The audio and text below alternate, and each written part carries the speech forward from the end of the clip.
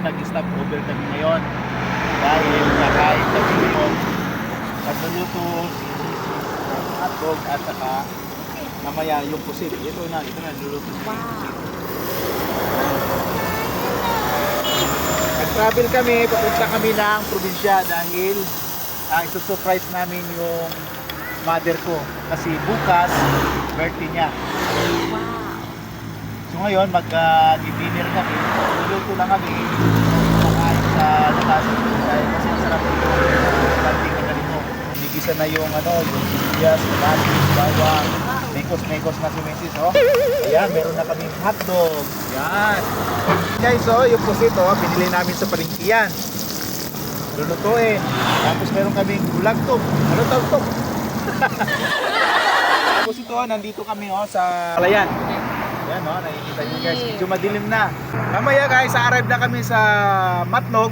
Nasakay kami ng ferry boat. Tapos bukas ang dating namin. Surprise! To my mother birthday! Wow! So yan guys, nilagyan na ni Mrs. ng kasino.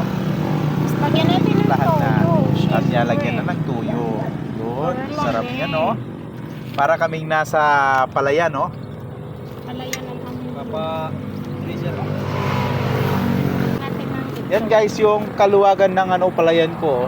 Binisita ko lang Wow! So yan guys, meron kaming kalan na nilalagyan ng butane para kami makapagluto. Madala lang to. Dala-dala lang namin yun Ginahalo na ni Mrs. yung pusit. Masarap yan mamaya. Yeah. May kasamang pagmamahal. Okay, pagmamahal. Yan. Lalagyan naman na natin Tapos ng may paminta. itlog. Yun, may panlalagyan ni Mrs. ng pamienta. Para masarap. Yeah. So yan guys, kung makikita nyo, nandito kami sa tabi ng daan. Yan. So itong tinutungtungan namin guys, kanang to ng DPWH. Yung pinaka-barrier nila. So, say hi to my vlog. So yan guys, kumakain na kami. Ang sarap ng pagkaluto ng pusit. Kasi sariwa siya. Sariwa. Sariwa. Sariwa kasi yung pusit. Binili namin sa palengke. Halagang 340. Lahat na kami nakakain. Uy, sana all! May ulam pa. Kakain kami sa restaurant. Yung 3,000 kulang. So ayan guys, busog na kami.